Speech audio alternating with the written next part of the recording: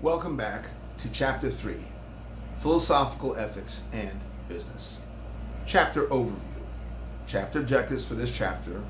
After reading this chapter, you'll be able to explain the ethical framework of utilitarianism, describe how utilitarian thinking underlies economic and business decision-making, explain how the free market is thought to serve the utilitarian goal of maximizing the overall good, explain some challenges to utilitarian decision-making, explain the principle-based or rights-based framework of ethics, explain the concept of human rights and how they are relevant to business, distinguish moral rights from legal rights, explain several challenges to principle-based ethics, and describe and explain virtue-based framework for thinking about ethical character.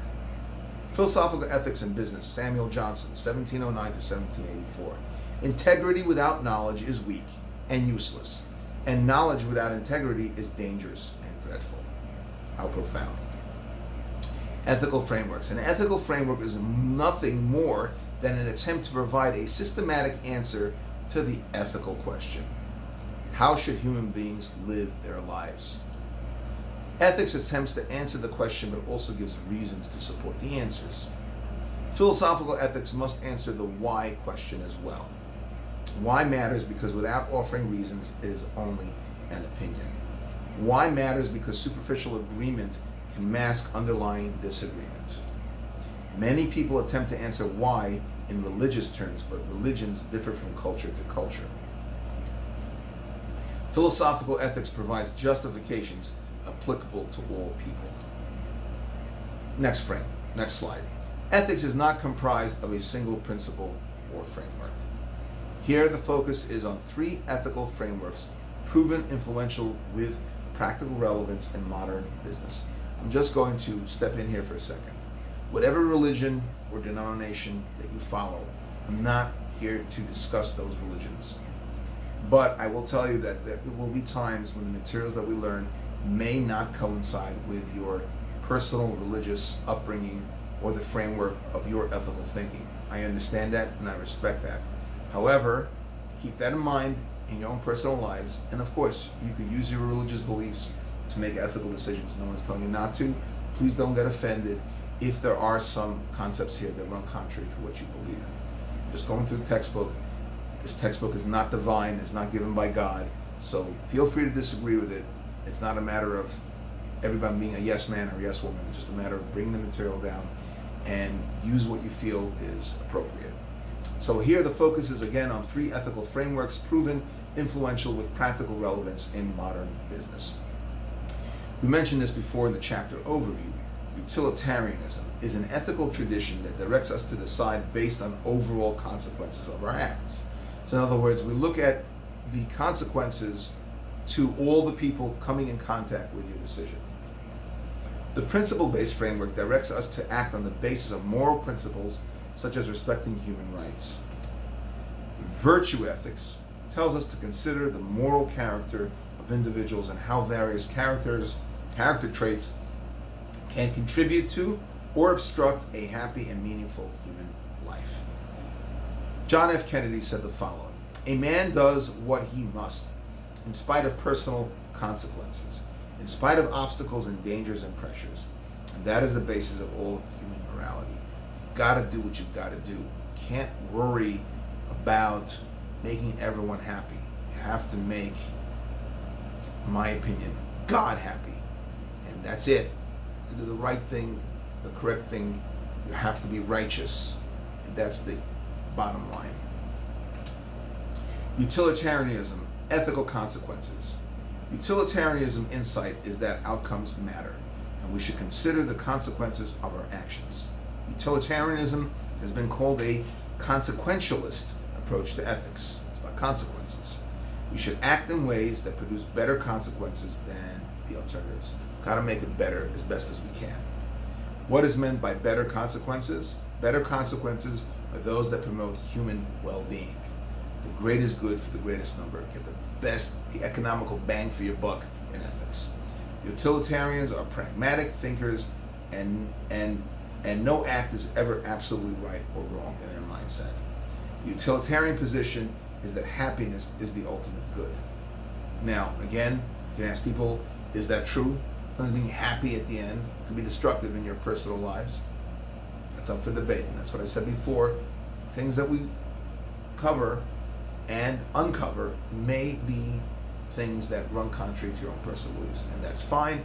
You don't have to agree with this. Again, I said this is I'm not ramming this down anyone's throats. I'm just presenting the information. Utilitarianism in business. The free market is decidedly utilitarian. So, utilitarianism has a strong impact on business and business ethics. How to achieve the goal of maximizing the overall good. Some utilitarians agree with Adam Smith, claiming that a free and competitive market or markets are the best means for attaining the goal. Other utilitarians turn to policy experts who are in a position to determine which policy will maximize the overall good. The dispute between the market and the administrative versions of utilitarianism characterize many disputes in business ethics. Egoism is also consequentialist theory, but it focuses exclusively on the happiness of the individual making the decision, which of course is selfish. Challenges to the utilitarian ethics. Next slide. Problems with the need to count, measure, and compare and quantify consequences. Utilitarians determine both ethical and unethical acts by their consequences, so the ends justify the means. That sounds like Machiavelli, not necessarily the most ethical guy on planet Earth. This seems to deny one of the earliest ethical principles that the ends do not always justify the means. We have certain duties or responsibilities that we ought to obey, even when doing so does not produce a net increase in overall happiness. Utilitarian reasons contribute to ethical decisions by requiring we consider the consequences of our actions. So it's not a bad thing necessarily to consider the consequences. However, the ends justify the means is a dangerous, dangerous way of living your lives, because it's not always true. Utilitarian reasoning does not exhaust the range of ethical concerns. Next slide. Sorry, one more point before we go on to the next slide. Ethical decisions also involve duties, principles, and personal integrity. Next slide. In ethics of principles and rights, some decisions should be a matter of principle, not consequences. The ends do not always justify the means. Which principle should be followed? When does a principle outweigh producing a good consequence? Principles are ethical rules that put values into action. Principles create ethical duties, requiring certain actions or decisions. What principles or rules should guide our decisions? Legal rules, organizational rules, role-based rules, professional rules. The next slide, in ethics of principles and rights. We have categorical imperatives, ethical, which are defined as ethical duties which should be categorically imperative rather than hypothetical. It's not going to live in the land of hypothetics. It's going to be practical. Hypothetical duties could include a professional code of conduct that binds you only if you are in that profession. So it's hypothetical in that sense. And categorical duties do not contain this if clause. I should or must obey a fundamental ethic rule no matter what. There's no if. It's not an if-then statement. It's categorical. Human rights and duties. Next slide. Are there any fundamental or categorical duties? Immanuel Kant believed we all have a duty to treat each person as an end in themselves, and never only as means to our own ends. Interesting. Persons must never be treated as mere tools. They're individuals, and each one has their own destiny. Human or moral rights is central to principle-based ethics. Human rights protect individual dignity. Rights imply that some acts are off limits. So you have the rights to do some things, and you do not have the rights to do other things. Our moral duty is to respect the human rights of others. Humans are said to have a fundamental human right of autonomy or self-rule. Human rights and social justice. The next slide. Liberty, equality. Two rights emerged as fundamental components of social justice: liberty and equality, more fundamental and persistent than legal rights. They are particularly fundamental to theories of social justice upon which democratic and capitalist economies have been built. And of course, our Constitution is based on these principles. Crucial to an understanding of business ethics. Now we have human rights and social justice, libertarian versus egalitarian. Let's look at the libertarian. Here, the individual liberty is the most central element in the libertarian arena. A just society is one in which individuals are free from government intrusion. As long as they are not harming others, government should not get involved. Ethical business pursues profit within the law, and unethical business does not. Egalitarian. Here, equality is the most central element. Socialist egalitarian theories argue for equal distribution of basic goods and services. It's very much in line with some of the politics we're hearing today without mentioning names. Other theories argue the equal opportunity is crucial, supports greater governmental responsibility in the economy to guarantee this equality. Next slide. Human rights and legal rights. What is the difference between human rights and legal rights? Using employees' rights as an example, there are three kinds of employee rights common in business. First, there are those legal rights granted to employees on the basis of legislation or judicial rulings. Minimum wage, maximum hours before overtime kicks in. As mentioned, minimum wage and equal opportunity are examples for all people, regardless of their creed, religion, gender, sexual orientation. Second, employees have rights to entitled goods-based contractual agreements with that employer. Healthcare, pension, and paid holidays are examples. Finally, employees have rights grounded in moral entitlements. Examples include the right not to be bullied or lied to. Legal rights and human rights lie outside the bargaining that occurs between employers and employees. Next slide. Challenges to an ethics of rights and duties. There are two big challenges to this ethical tradition. There is disagreement about what rights truly are basic human rights. It is unclear how to apply this approach to practical situations, especially in cases where rights appear to conflict. Critics point out that the ethical tradition of rights and duties has been unable to provide a persuasive and systematic account for how such conflicts are to be resolved. We don't have this systematic approach yet. Philosophical ethics in business. Warren Buffett, another quote from that great businessman. It's better to hang out with people better than you. Pick out associates whose behavior is better than yours, and you'll drift in that direction. Virtue ethics, integrity and character. Virtue ethics seeks a full and detailed description of those character traits that constitute a good and full human life.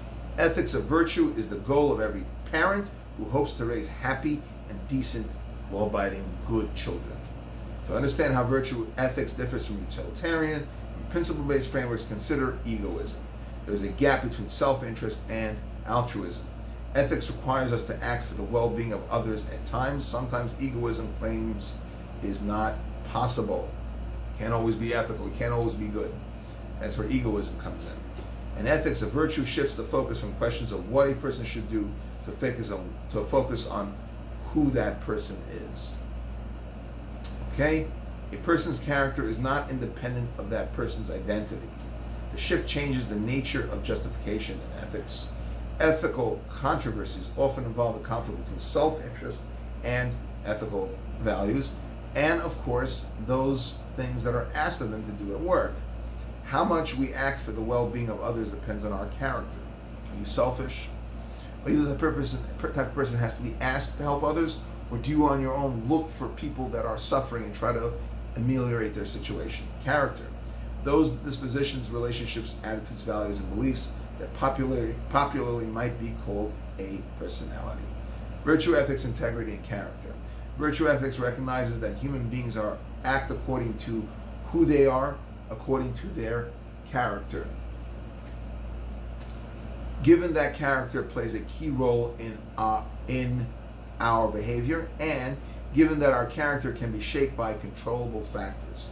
Virtue ethics seeks to understand how traits conducive to and traits that undermine a meaningful, worthwhile, and satisfying life. Virtue ethics reminds us to examine how character traits are formed and conditioned. Many moral dilemmas arise when tension between who we seek to be and the type of person business expects us to be. That's where we have a lot of conflict. Virtue, ethics, integrity, and character continued. Virtue ethics should lead us to ask questions about the choices we make and how to choose, or how those choices affect our character. This can happen in two ways. First, note that each decision you make has a subtle but meaningful impact on subsequent decisions. One decision will lead to another, will lead to another, will lead to another. This suggests a reciprocal relationship between character and action. They are not divorced, they are intertwined. Our character affects how we act, but how we act ends up affecting our character. So there's that two-way street. Second way choices affect character is through the people we choose to associate with and organizations we become a part of. Our environment, the people that we hang out with, so to speak, they have a tremendous impact on us and how we behave and how we act and how we make decisions. This has important implications for the companies we choose to work for. The organizational culture will inevitably change who we are, so choose carefully. Decision-making model revisited. This chapter introduced 3 ethical frameworks. Understanding the philosophical basis of ethics enables you to become more aware of social issues, of ethical issues rather, better able to recognize the significance of your decisions, more likely to make better informed and more reasonable decisions, and articulately explain yourself when asked about a decision. These theories also provide ways to develop the decision-making model introduced in Chapter 2. These theories provide systematic and sophisticated ways to think and reason about ethical questions. And the decision-making model now has ethical theories integrated into procedure, not just a procedure devoid of those ethical theories. Decision-making model revisited. Determine the facts, identify the ethical issues involved, it's a little bit of a review, identify the stakeholders, consider the available alternatives, compare and weigh the alternatives, and consequences, duties, rights, principles, implications for personal integrity and character. These things should sound very familiar from the last chapter. Make your decision, monitor, and learn from that decision. That is the end of the chapter. Thank you for listening and have a wonderful day.